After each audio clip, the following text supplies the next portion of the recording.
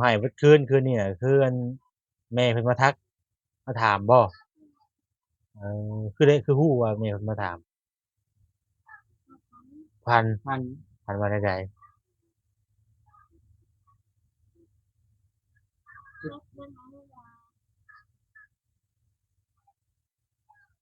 มึงเรามาถามว่ามึงเป็นยังมึงเป็นยังมึงคือมาอาพันว่าแม่มาถามเอจะตอบว่าจะได้เสร็จตอบไม่ก็ก่อนโดยตอบบ่ตอบเลยผมเมื่อก่อน เขาลุกขึ้นมา สะดุ้งตื่นก่อนบาดนี้แจ้งจังป้อง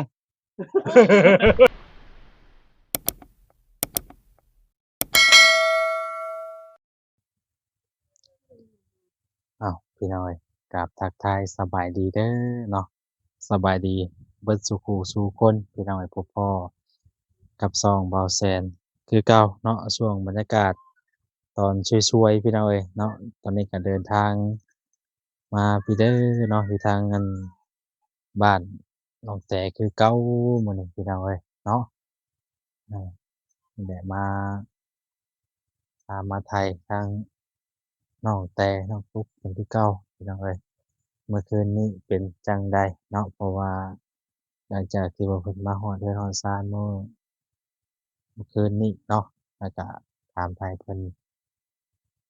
เล็กน้อยแล้วก็เพิ่นเมื่อวานนี่พี่น้องเอ้ยเมื่อคืนนี้เพราะว่ามันดึกเนาะอาพี่น้องเอ้ยอามาเลาะเบิ่งหนองปลาเพิ่นก่อนพี่น้องเอ้ยอ๋อโธ่หนองปลาเพิ่นก็เอาแยงอ้อมไว้เป็นที่เรียบร้อยเนาะอ้อมไว้โอ้คักๆๆๆพี่น้องเอ้ย อาป้องกันบ่ให้ปลามันนั่นไปว่าซั่นซะเนาะพี่น้องเอ้ยคักหลายเนาะอืมกกกล้วยเพิ่นก็งามบ่ได้ใดพี่น้องเอ้ยงามหลายเนาะอืมมานำกันเบิด3-4คนมื้อนี้เนาะเออเพิ่นร้องฮ้องบ่อ๋ออูบ่อาพี่น้องเอ้ยเนาะสบายดีน้องตุ๊กสบายดีอาพี่น้องเอ้ยอาน้องตุ๊กเนาะเอ้าพี่น้องเอ้ยเนาะ อืมเป็นจั่งใดน้องตุ๊กอยู่กับไผมื้อนี้คือมิดสมอยแท้อยู่กับอ้ายกับอันน้องโอนะโอ้ไปไสเบิดแหละเพิ่นไปฝากท้องน้องแต่น่ะไปฝากท้องอ๋ออ้อๆเพิ่นไปฝากท้องเนาะไปแต่โดนแล้วบ่เออเพิ่นไปกับไผน่ะ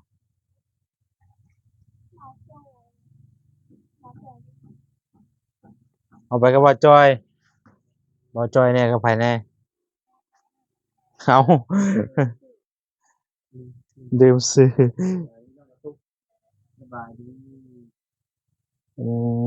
ซั้นบ่เพิ่นไปฝากท้องเนาะ พี่น้องสบายดีเด้อทางนี้เด้อสบายดีโดยมานำกัน3-4คนมื้อนี้พี่น้องเอ้ยเนาะอาคน3คน4คนเสียงเที่ยวอืมพอจะเมื่อแล้วไปหาเวียดนามอ๋อไปหาเวียกเฮ็ดไปหาเวียกเฮ็ดอยู่ไสฮะยับไปอีกคือเจ้านั่ง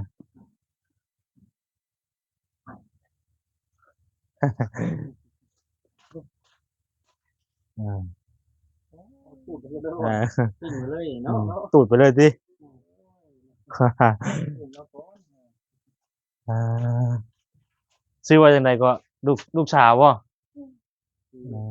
ลำไยไหทองคำ ฮะ โอ้ผิดจักระผิดวังเลยเออเว้าชื่อก็ผิดจักเนาะ นั่นว่าเนาะถึงว่าก็ได้ติอ่าสบายดีเด้อพี่น้องเด้อสบายดีอ่าติโทเป็นจังได๋เมื่อคืนนี่ให้อยู่บ่ฮะตื่นบ่ได้นอนตื่นบ่ได้นอนเมื่อคืนเลยเอออา ละ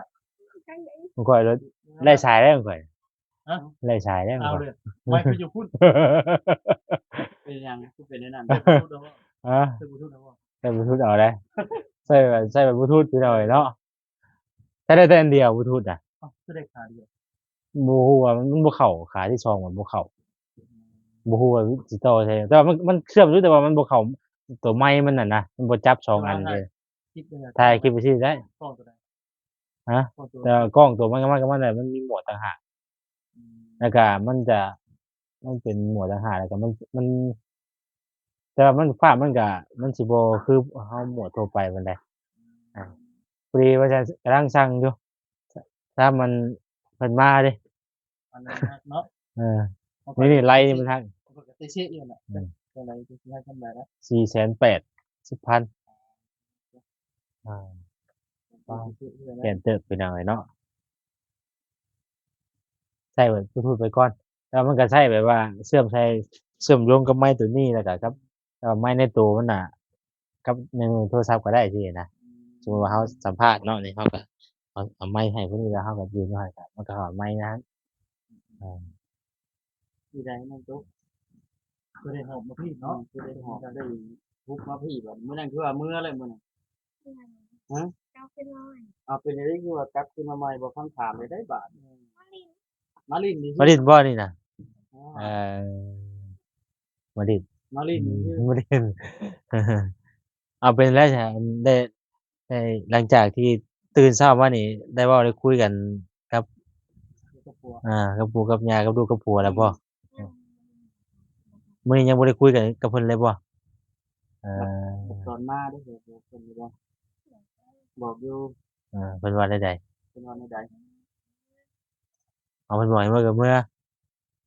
กะว่าสิมาจักมื้อนี่ 6 มื้อผู้อีกอาทิตย์หนึงเลย 6มื้อ วันอาทิตย์หนึงเนาะ 6มื้อจังสิมื้อเนาะอืมแต่ว่าพอจอยเพิ่นไปรับเอาเด้เมื่อคืนนี่พากันลุ้นกันสนั่นพี่น้องเอ้ยเนาะลุ้นสบายดีเด้อพี่น้องเด้อสบาย เอาเลย เอ้าไปสบายดีบ่กินก็ลืมเลย ดีเลยนะ โอ้ ว่ามันลืมมันนะเออที่แท้มันสมองเออเลยพี่น้องเนาะอืม แสดงว่ามาอันเมื่อคืนนี้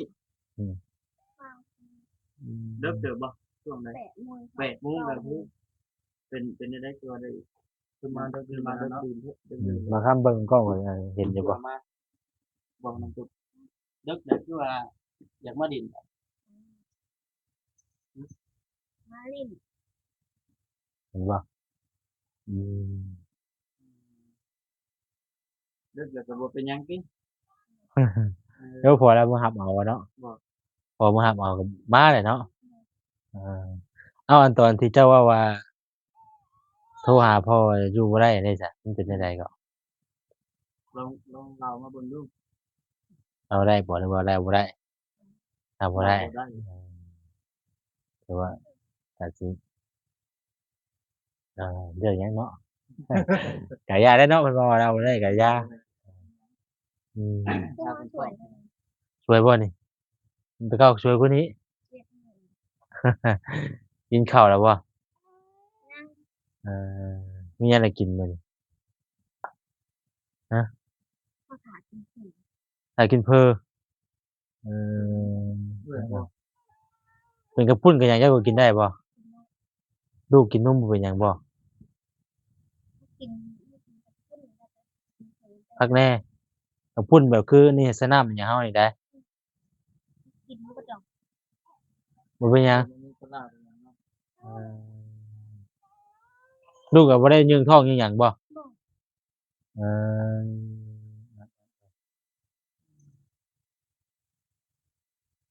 อ้บัดเพิ่นใหญ่มาบัดคืออันปู่เนาะคล้ายๆคือหญ้า เออ คล้ายๆหญ้าไปเบิ่ง เออ ไปทั้งหญ้าหลายๆเนาะ อันหน้าเบิด เออพี่น้องเอ้ย มาฮอด7มื้อ6มื้อ7มื้อเพิ่นสิบ่กินฮอดบ่คือพ่อกับ อืมถือว่าหอบตามมาพี่ว่าติ เนาะแต่เพิ่นตามอีกนะฮะมามื้อนั้นก็คือว่าเท่าไดมาบ่ทันค่ำซั่นเมื่อทงเลยมื้อนั้น อ่าอ๋อๆยังน่ะ มามื้อนั้นก็ยังบ่ได้ค่ำซั่นเด้ประเด็น เอ เด้อมื้อนั้น อ ว่าตอนแรกน่ะว่าทางพระเจ้าเพิ่นมาส่งมาทุกแล้วว่าจะถามน้องเต้บ่ได้นอนตึกทวิตนี่ว่าสินอนอยู่พี่ พี่น้อง มาแล้วบ่อยากเมื่อติบัดนี้ นี่แต่ว่าบ่ได้ไงจะว่าหอบเลยจังซี่บ่ได้อยากเมื่อแล้วบ่ บ่อยากเมื่อ อืมเป็นได้คือว่าบ่ได้ ที่ไปที่มาแล้วเบื่อเมื่อตรงนี้แล้วผิดหวังแน่นอนน้องเต้น้องตุ๊ก อือฮึแต่ว่าบ่ได้เด้แล้วก็ เราบ่ได้จริ อื ง ม ๆมาก่อนก็ได้ยินแล้วว่ามาฮอดก็บ่อยากเมื่อบ่ฮู้ว่าเป็นจังได อ่าฮะ มาโยนออกมาเห็นพ่อเห็นเอื้อยอยู่นี่ก็ม่วนฝากเพราะว่านำไม่คุ้นหมด มื้อแรกก็คือน้องตุ๊กเพิ่นอยู่เฮือนมื้อนี้น้องแต่ไปฝากท้องเพิ่นยังบ่ได้ไปตั้งแต่เพิ่นกวดอันเพราะว่าอันมีท้องน่ะก็บ่ได้อันไปเลยแม่นบ่ น้อง อืมเจ้าก็บ่ได้ฝากเลยบ่ฝากอยู่บ่เจ้าหรือว่าจั่งใดอา ก็ไปเจอแล้วนะ อืมๆแต่ว่าบ่ใช่เคยพาไปเทื่อนึงเนาะไปอันเตอร์ซาวด์ เช้า ยับลูกมาอีกนี่โอ้โฮมันสิตกนั่นอีกแหละตกหมอนนะ สลากแต่เช้าได้ เออๆเออๆโอ้ถือว่าก็นั่นอยู่เดะนี่น่ะอยู่แล้วก็อยู่กับหม้อแม่ไปน่ะกินบ่ได้กินนมอันนั้นบ่นมข้นนมหยังบ่นม สลับกันกิน อืมก็ถือว่าเลี้ยงง่ายอยู่เด้พี่น้องเอ้ยเพิ่นก็ได้เนาะข้าวได้จ้ะเนาะบ่ได้ป้อนบ่บ่ได้ป้อนข้าวบ่ได้ข้าวบ่นี่น่ะเออป้อนข้าวหยังอะข้าวซีเรียลซีเรียลอ๋อแม่นบ่ โดยกินข้าวสิจักเดือนแล้วคือกินข้าวไปก่อน 4 เดือน อืม ปกติเพิ่นกิน6เดือนสิได้ ตัวอะไรมันก็บางคนส่วนหลายเพิ่นป้อนตั้งแต่อันว่าไล่ออกมาป้อนออกมาพู้น เที่ยกินนมแล้วมันบ่คือท้องก็ เอ ให้ อ เพิ่นให้ว่าคืน วันที่2โมง อื คือว่าแล้ว ม เพิ่นเปลี่ยนหม้องนอนนี่มันบ่คุ้นกับนั่นเนาะ มันบ่ได้ตกบ่น้องคืนนี่เนาะตกบ่เออฝนตกอีกเนาะทางบ้านก็ ก็คือจะบ่มีก็ อื ได้ มตกบ่แม่นอืม แต่ว่าผัวมารับนี่ก็สิเมื่ออยู่บ่น้องตู่เมื่อบ่ โอ้ย เอาเลยที่นี่ผมมีผัวที่นี่ไปมาแล้วต้องทำไว้อยู่ วันพระใส่กินเอานอน พระ ผัว จะนอนอยู่ห้องไหน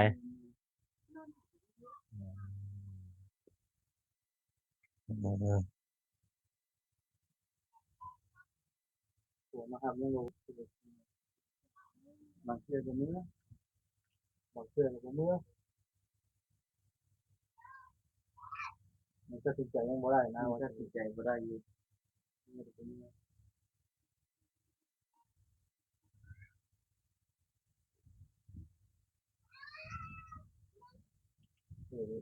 จะไปที่เช้ามันบ่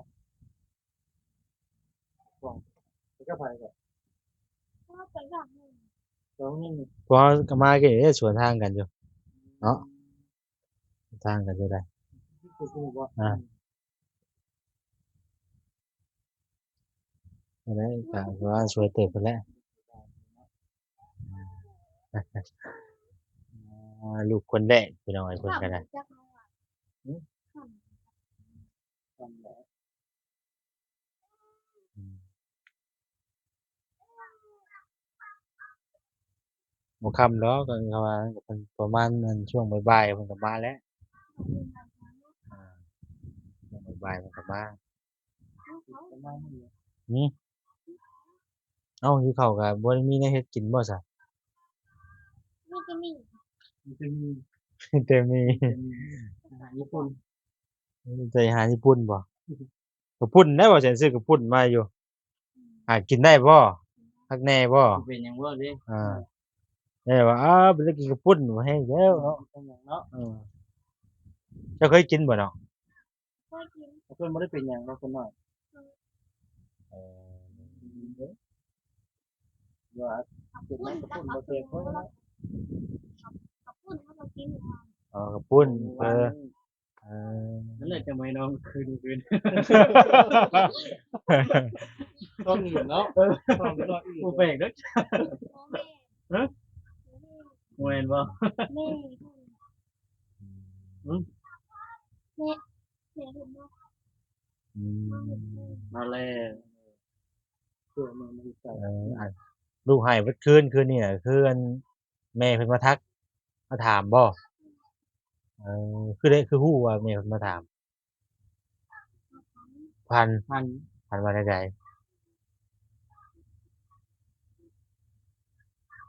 มันหาว่า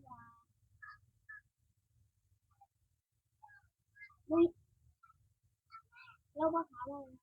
มึงเป็นยังมึงเป็นยังมึงคือมา พันว่าแม่มาถาม จะตอบว่าจะได้เสร็จตอบไม่ต้องฟันโดยตอบ เราต่อเลยผมเมื่อก่อน เขาลุกขึ้นมา จะรุ่งตื่นก่อนบาดนี่แจ้งจังป้อง แจ้งจังป้อง คือว่ามันด้วยว่า เอา เออเบิ่งเดี๋ยวว่าแซนไปอันนั้นก่อนเด้อเพิ่นน่ะ ลูกคือน้อยลูกให้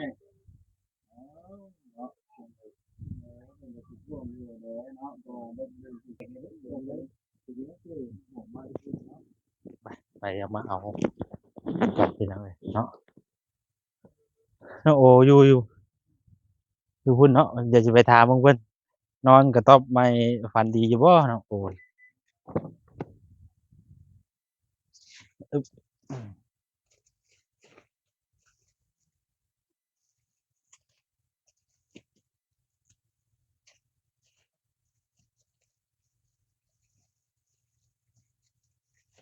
มาพี่น้อง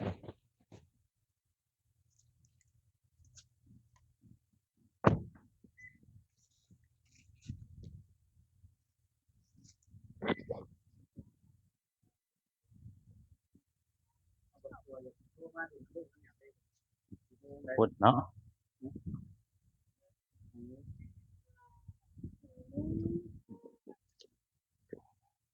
เป็นยังน่ะ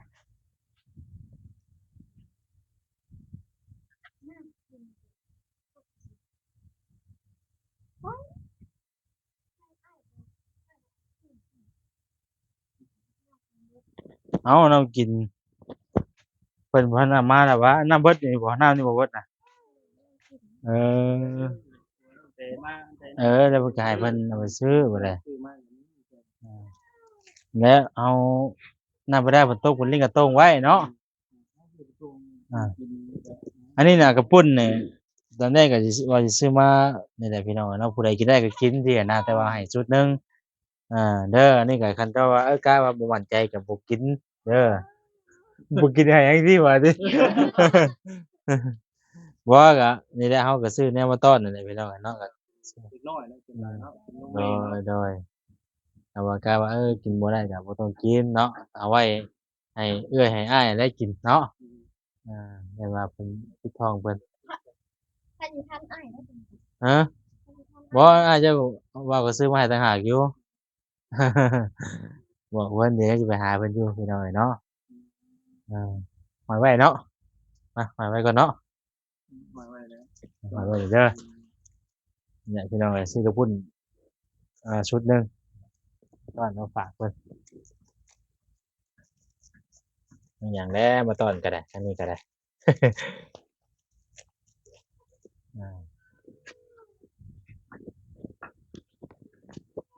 คือสิบ่ทันได้มาง่ายดอกเพิ่นก็ได้เนาะไปซะเด้อน้องเด้อมีแต่ว่าในนั้นแหละเด้อ เดี๋ยวมีหยังก็จังสิมาถามมาไทยใหม่พี่น้องถ้าว่าได้ความคืบหน้าใดๆก็เนาะทางพ่อจ้อยเพิ่นผู้ใดเพิ่นไปเวียกไสก็จะว่าน่ะเรียกบ่อ๋อไปไปเวียกมาว่าซั่นกันเนาะ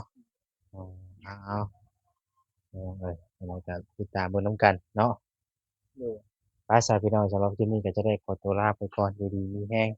เบิดสู่หูสู่คนเด้อพี่น้องเด้อเนาะผิดพลาดนั่นแหละขอโทษขออภัย